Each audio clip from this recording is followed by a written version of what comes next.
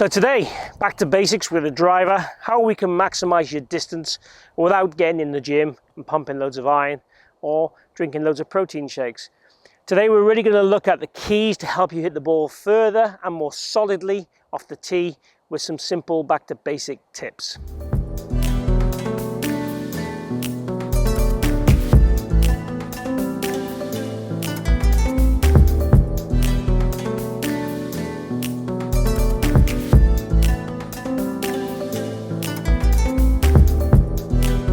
So as we said in the introduction, we're looking really at hitting the driver solidly and as long as we can.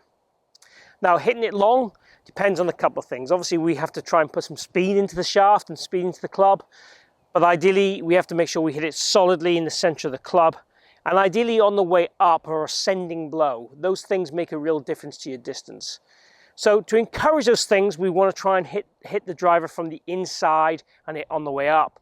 And we want to make sure we get our setup correct. So we're going to start really with the setup and then work from there backwards. So the setup, what tends to happen with a lot of golfers is they tend to set up with a more iron style setup, or they set up with the ball position forward and then a poor shoulder positioning. So the key thing for me would be if you go feet together, then go right foot away to shoulder width and try and make sure you take your sternum with you as you do that, and then put the club head behind the golf ball some 20 inches back.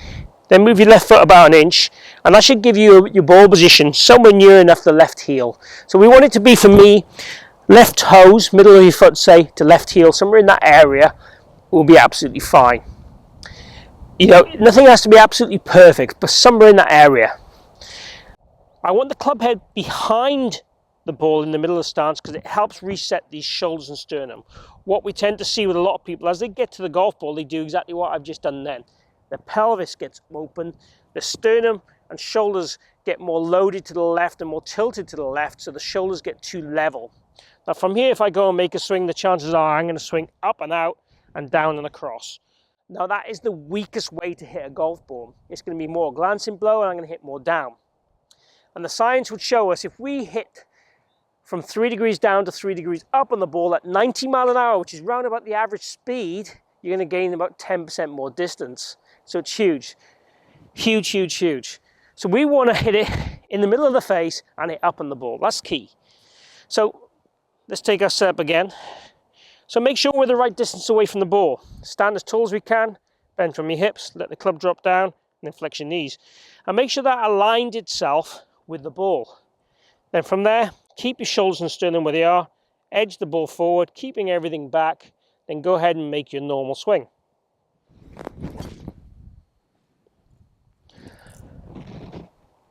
Pretty solid. So that would be phase one. Let's get the setup right. The only thing I didn't mention in there would be the pressure. The pressure would want to be slightly on the trail foot, about 55%. Something I forgot, something that happens a bit naturally, I would say, for me, as I move that ball, you know, more forward in the stance and I keep my sternum back, there tends to be a little bit more of a loading to the right side. We definitely want to see that spine tilt to the right. Hopefully it's all created naturally by the setup. So, a little exercise for you to do to help improve what's going on. You'll see here I've got a tee peg back here on an inward path, but behind the golf ball, and I've got a tee peg in front of the ball, and it's probably about a club head and a half away from the ball. Now what I'm using these for is to guide the swing from the inside, but also to try and get it to be ascending up after contact, which again helps us produce that maximum distance. Also, we need to make sure we've got the ball teed up high enough, because if I'm trying to hit up on the golf ball and the ball's not teed high enough, I'm going to hit it low in the face. Now low in the face strike is going to give me a lower launch and a higher spinning drive and reduce the distance. So the ball's not going to run as far as we want it to, but it's also not going to fly very well. It's not going to feel very good either.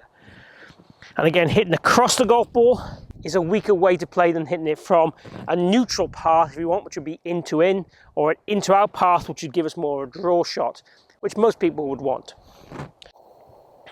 So we're going to take our setup as normal, so feet together, get the rough distance away, club head back, right foot out, left foot an inch, get comfortable.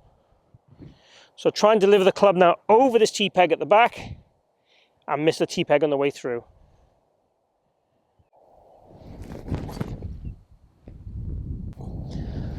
Really good. So high draw down the center of the fairway. Really pleased with how I felt, really pleased with the ball flight, really pleased with the result. I have a tendency of ending to hit the odd cut off the tee because I get a little bit over the top. That definitely felt like I made a huge effort to keep it from the inside, and the ball flight backs up that pretty much happened. So driver, back to basics for distance, hitting up on the ball, and ideally not increasing the loft. So what we call almost feeling that we're almost hitting the top spin shot. The ball will never top spin. We always want some backspin on it. Again, with the driver, about 2,500 reps is pretty good for most people. Slightly less if you're really fast.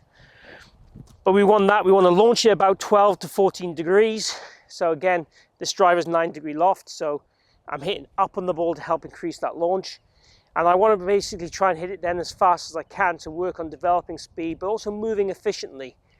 So moving efficiently is the key thing without really trying to work on speed, but certainly doing some speed work at home, swinging some alignment rods around fast and doing other speed drills, which you find in some of my other videos, will help increase your speed. But really today, back to basics is all about making sure your setup is right to give you the most power and efficiency in strike, and also making sure then you're delivering the club in a way that's going to make you play your best golf. Hopefully you've enjoyed today's video. If you have, please click like and share the video. I really appreciate if you can do that. Also, please post down below any questions, comments, or any feedback on your own game, which means I can drive the channel in a direction that will help you personally. I'd also like you, if you haven't already, to subscribe or follow me by hitting my logo down this bottom corner. Really helps me if you can do that. And lastly, thank you for joining me today, and hope to see you back here at the Forest of Arden real soon.